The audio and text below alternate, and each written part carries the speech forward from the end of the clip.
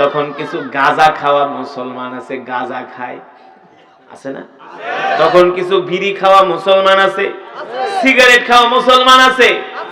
জীবনেও কোনোদিন পশ্চিম দিকে একটা সেজদা দেয় নাই, নাই? সারাদিন শুধু থাকে মদ আর গাঁজা নিয়া আর সিনেমা নিয়া, আছে না? সারাদিন শুধু থাকে নাফরমানি নিয়া, গুনাহ নিয়া। এই সমস্ত নাফরমানরা এসে বলবে, নবীজি আমিও তো আপনার উম্মত, আমাকেও সাথে করে জান্নাতে নিয়ে যান। তখন আল্লাহর নবী ডাক দিয়ে বলবে, দেখ আমার উম্মতের সবার কপাল থেকে নূর চমকাইতেছে, হাত থেকে নূর চমকাইতেছে, তাদের শরীর থেকে নূর চমকাইতেছে। আল্লাহু আকবার! এ কিসের নূর, কিসের নূর? এই যে শীতের দিনে ঠান্ডা পানি দিয়া ওযু করে নামাজ পড়ছে, ঠিক কিনা বলেন? আল্লাহর নবী বলেন প্রত্যেকটা অঙ্গ প্রত্যঙ্গ থেকে নূর চমকাবে সেই দিন। জোরে বলেন সুবহানাল্লাহ। আবার কারো উম্মতের হাত নাই, পা নাই, তখন আল্লাহর নবী সাহাবীদেরকে দেখাবেন, দেখো দেখো আমার সাহাবীদের দিকে তাকায় দেখো, আমার সাহাবীদের কারো চোখ নাই, আমার সাহাবীদের কারো দুই হাত নাই, দু পা নাই। দেখো আমার সাহাবীরা আল্লাহর জমিনে দ্বীন কায়েমের জন্য কত কষ্ট করেছেন, ঠিক কিনা বলেন? রাসূলের সাহাবীদের মধ্য থেকে রাসূলের একজন সাহাবী যার নাম হলো জুলাইবি, মনে আছে নাকি? নাম কি? আরো জোরে বলুন। এই জুলাইবি দেখতে ছিল একেবারে বেটে, কিছু বেটে মানুষ আছে না, দেখতে একেবারে কালো কুচরি। এক নম্বরে বেটে, দুই নম্বরে কালো, তিন নম্বরে হলো একেবারে গরিব দরিদ্র, ঘর নাই, বাড়ি নাই। কাবিহুন ফাকিরুন, কাবিহুন ফাকিরুন, একেবারে ধনী, একেবারে গরিব, একেবারে কালো, একেবারে অসহায়, সহায় সম্পত্তি নাই। দেখবেন সমাজের ভিতরে এমন কিছু গরিব মানুষ আছে যাদের সাথে আলেমদের গভীর সম্পর্ক, ঠিক কিনা বলেন? এই যে যায় দেখেন এই মাদ্রাসার যিনি মুতামিম, তিনি যখন মাহফিলের কথা বলেছে, কিছু গরিব মানুষ তাকে সর্বপ্রথম বলছে, হুজুর আপনি ওয়াজ করেন, আপনার পিছনে আছি। হ্যাঁ, দেখবেন প্রত্যেকটা মসজিদের ইমাম সাহেবের সাথে সমাজের কিছু গরিব মানুষের সম্পর্ক থাকে, তারা সব সময় মসজিদে পড়ে থাকে, সব সময় তাদেরকে দ্বীনের কাজে পাওয়া যায়, ঠিক কিনা বলে না? ঠিক রাসূলের এই সাহাবী জুলাইবি একেবারে গরিব, একেবারে নিঃস্ব, টাকা পয়সা নাই, ঘর বাড়ি নাই। কেমন গরিব জানেননি? আপনাদের এই জুলাইবিবের মতো এমন গরিব এই পৃথিবীর জমিনে নাই। জুলাইবিব যে পানি খাবে, পানি খাওয়ার পর্যন্ত গ্লাস নাই।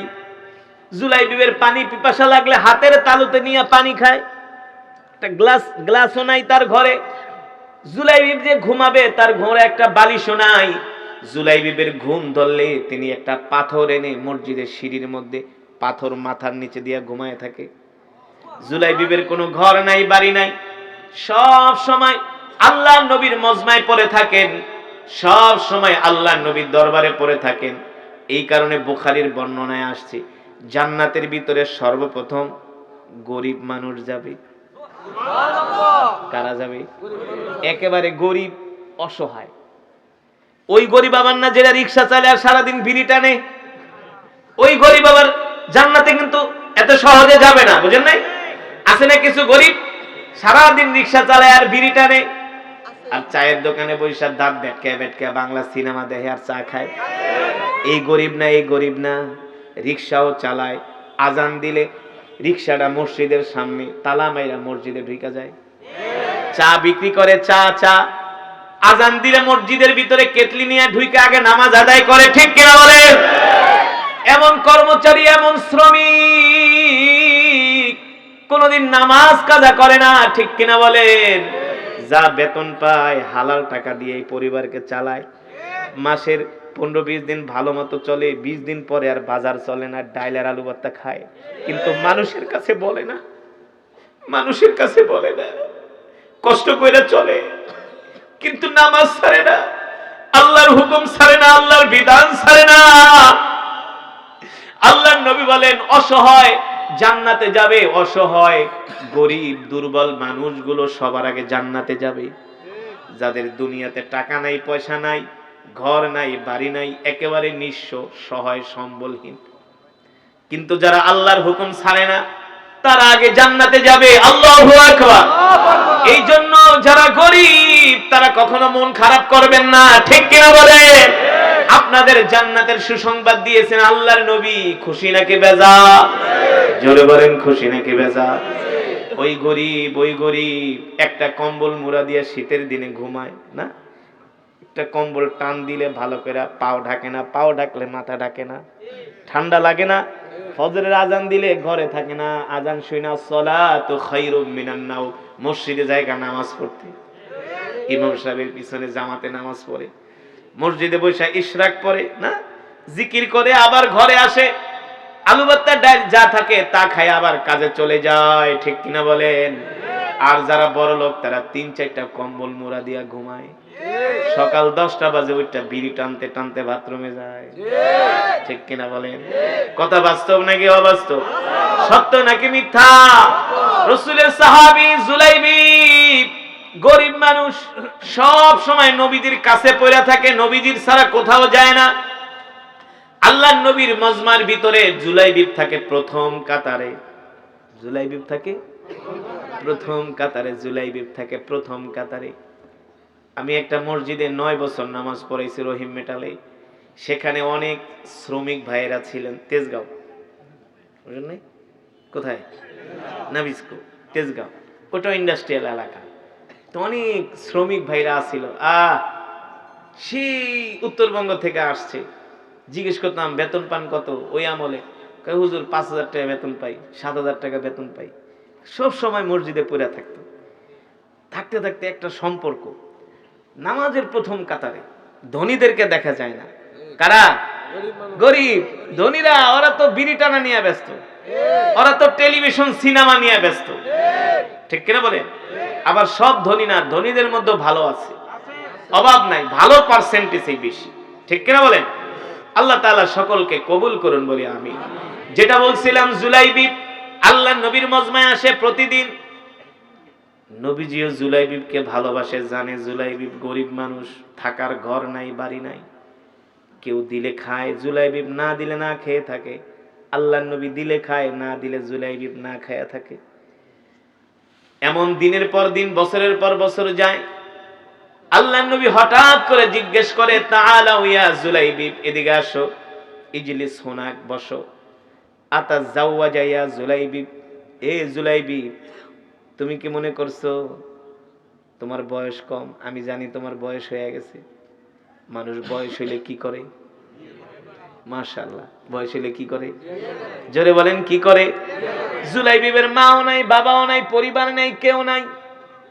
কেমন দয়াল নবী না, কেমন ভালোবাসার নবী। দেখেন, সাহাবীদের বিয়ের বয়স হয়ে গেছে, এই খবরটাও আল্লাহর নবী রাখতেন।